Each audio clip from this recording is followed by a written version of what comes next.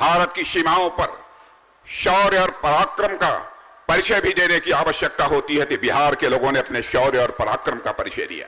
पहली बार आया हूं, सभी आप लोगों ने बहुत ही गर्मजोशी के साथ स्वागत किया है, लेकिन भारत की परंपरा है और शिष्टाचार का तकाजा है।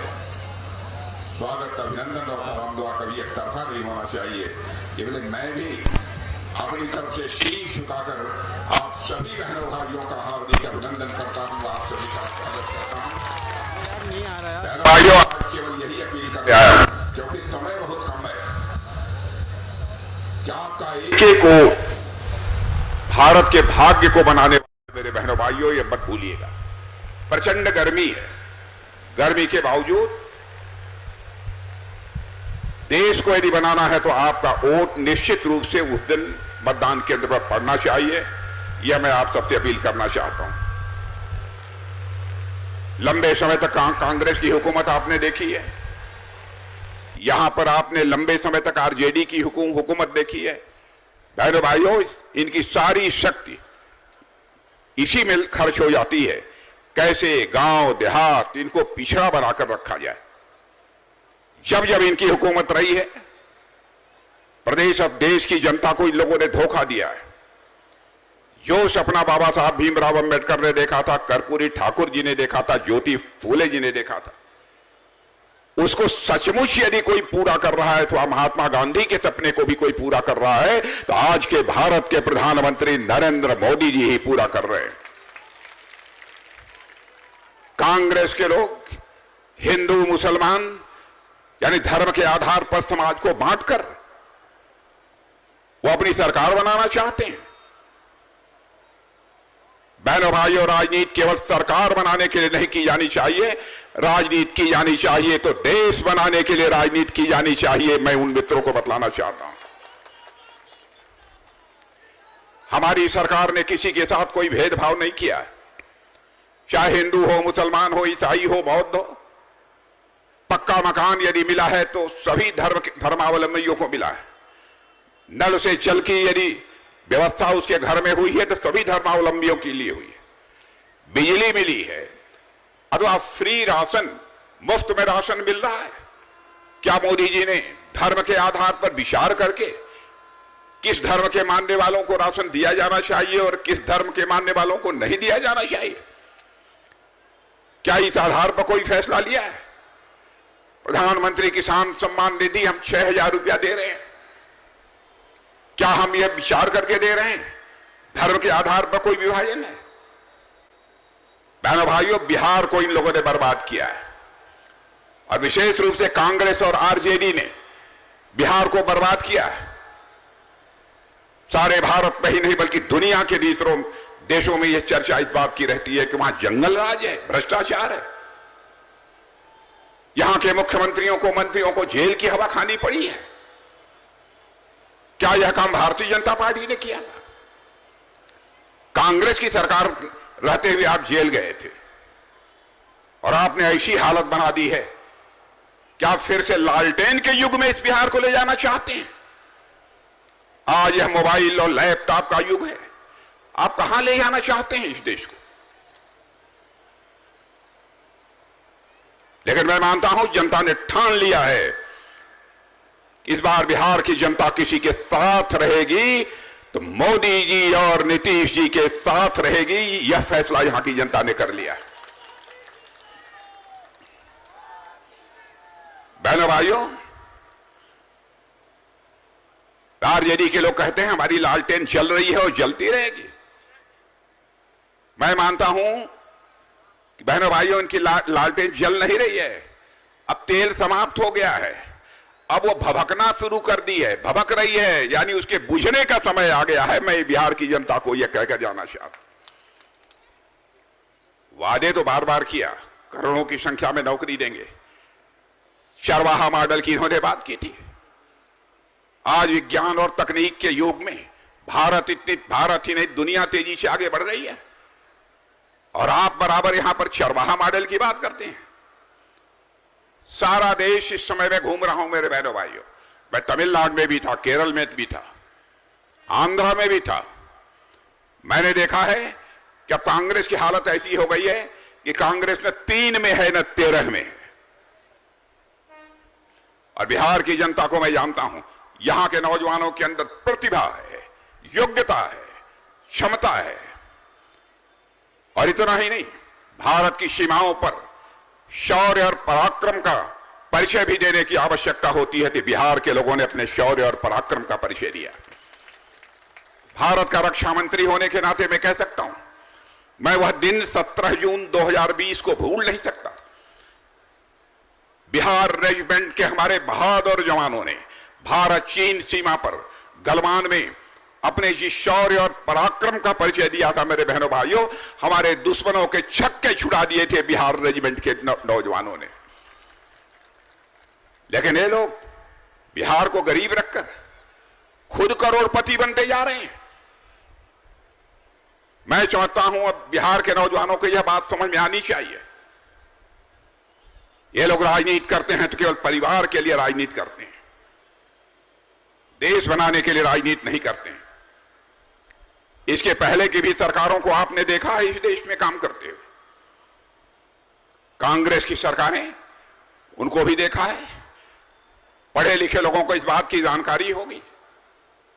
2014 में जब हम लोगों की सरकार बनी थी, मोदी जी भारत के प्रधानमंत्री बने थे, उस समय हमारा भारत दुनिया में धन दौलत के मामले में, यानी इकोनॉमी की साइज, अर्थव्यवस्था के आकार के मामले में दुनिया में 11वें स्थान पर खड़ा था। क्या बहनों भाइयों, आपको इस बात पर गौरव की अनुभूति नहीं होती? 2014 में जब कांग्रेस की रिजिम समाप्त हुई थी, उस समय हमारा भारत अर्थव्यवस्था के आकार यानी धन दौलत के मामले में दुनिया में 11वें स्थान पर खड़ा था। आज हमारा भारत 7 वर्षों के अंदर ही जंप लेकर दुनिया के 5 देशों में आकर खड़ा हो गया है। सारे विश्व के अर्थशास्त्री अब यह दावा कर रहे हैं कि विश्व में सर्वाधिक तेजी से आगे बढ़ने वाली अर्थव्यवस्था यदि किसी देश की है कि भारत की है। और भारत यदि ऐसे ही आगे बढ़ता रहा तो 2027 आने के पहले हमारा भारत, मेरे बहनों, दुनिया की टॉप 3 कंट्रीज में आकर खड़ा हो जाएगा। लालटेन युग, चरवाहा युग का समय चला गया। यह कोई छोटी बात नहीं है। पहले भारत के बारे में सारी दुनिया में धारणा बनी हुई थी, भारत कमजोर भारत है। मेरे बहनों भाइयों, भारत अब कमजोर भारत नहीं रहा है, भारत अब दुनिया का ताकतवर देश बन गया है।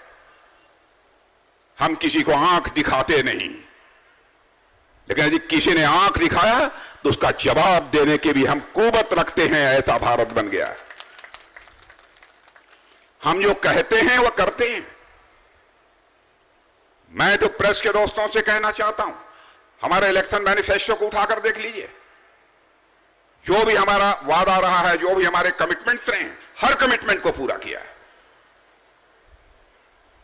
हम 1951 से 1951 से कहते चले आ रहे हैं, हमारी सरकार बन जाएगी। जम्मू कश्मीर, जिसे धारा 370 के अंतर्गत विशेषाधिकार प्राप्त है, हम उसे चुटकी बजाकर समाप्त करेंगे। और आपने देखा, करके दिखा दिया हम लोगों ने। आज जम्मू कश्मीर का वही दर्जा है जो हिंदुस्तान के अन्य राज्यों का दर्जा है। कहां चले गए आतंकवादी? कांग्रेस की हुकूमत में बराबर किसी न किसी राज्य में आतंकवाद की वारदातें होती थी। कहां चले गए आतंकवादी? हुकूमत चाहिए। हमारे प्रधानमंत्री का कलेजा बहनों भाइयों, हमारे प्रधानमंत्री का सीना 56 इंच का सीना है बहनों भाइयों, इन लोगों जैसा जो है 10 इंच का नहीं है। भारत तेजी के साथ आगे बढ़ रहा है। हम लोगों ने कहा था ना, जिस दिन सरकार बन जाएगी केंद्र में, अयोध्या की धरती पर भव्य राम का मंदिर बनने से हमें दुनिया की कोई ताकत रोक नहीं पाएगी। और जब हम नारे लगाते थे, राम लला हम आएंगे, मंदिर यही बनाएंगे, तो लोग ये कहते थे लेकिन तारीख नहीं बताएंगे। ये हम लोगों पर कटाक्ष करते थे। बहनों भाइयों, उसका भी जवाब मिल गया। अयोध्या की धरती पर भव्य राम का मंदिर बन गया। बहनों भाइयों, राम लला की 22 जनवरी को प्राण प्रतिष्ठा हो गई। और आज मैं कहना चाहता हूं, रामलला अपनी झोपड़ी से निकलकर अपने महल में प्रवेश कर चुके हैं। भारत में राम राज्य का आगाज होकर रहेगा। भारत में राम राज्य का आगाज होकर रहेगा।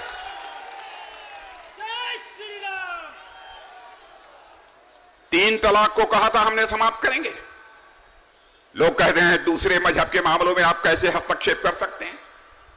मैं 2 टूक शब्दों में कहना चाहता हूं, मां, बहन, बेटी, नारी शक्ति, चाहे किसी धर्म, जाति अथवा मजहब की मानने वाली क्यों न हो, बहन भाइयों, हम लोगों के लिए वह मां है, बेटी है, बहन है। यानी उसके साथ कोई जुल्म होगा, सरकार बने या न बने, हम उस जुल्म के खिलाफ लड़ेंगे। उस जुल्म से माता, बहन और भाई को निकालने की कोशिश, बहन को निकालने की कोशिश करेंगे, चाहे वह किसी धर्म की मानने वाली क्यों न हो। कहां का इंसाफ था कि 3 बार तलाक तलाक तलाक बोलकर आप उसकी छुट्टी कर दीजिए। कौन इसकी इजाजत देगा? अब कोई करके दिखाए। हम राजनीति करते हैं बहनों भाइयों, तो देश बनाने के लिए राजनीति करते हैं। भारत का मस्तक ऊंचा हुआ है दुनिया में। अंतर्राष्ट्रीय मंचों पर भारत पहले कुछ बोलता था तो दुनिया हमारी बातों को सुनती नहीं थी।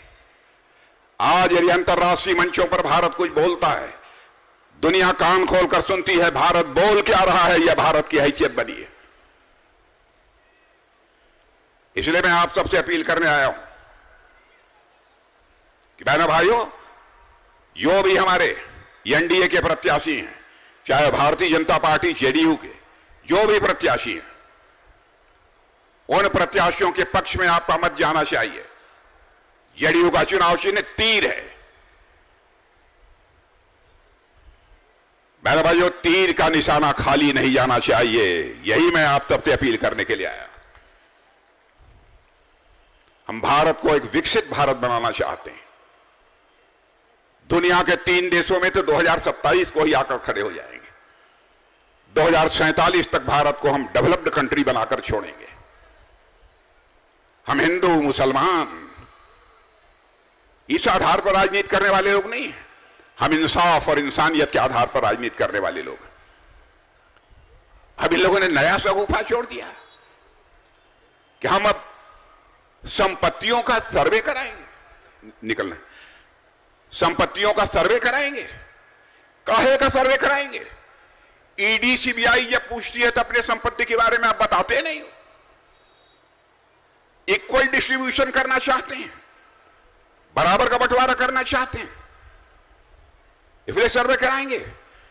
मत भूलना बहनों भाइयों, हमारे देश के प्रधानमंत्री रहे हैं डॉक्टर मनमोहन सिंह जी, मैं बहुत सम्मान करता हूं।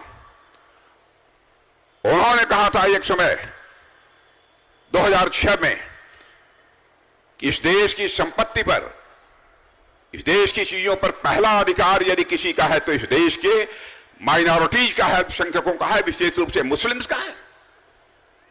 कहां का इंसाफ है? मैं मानता हूं कि इस देश के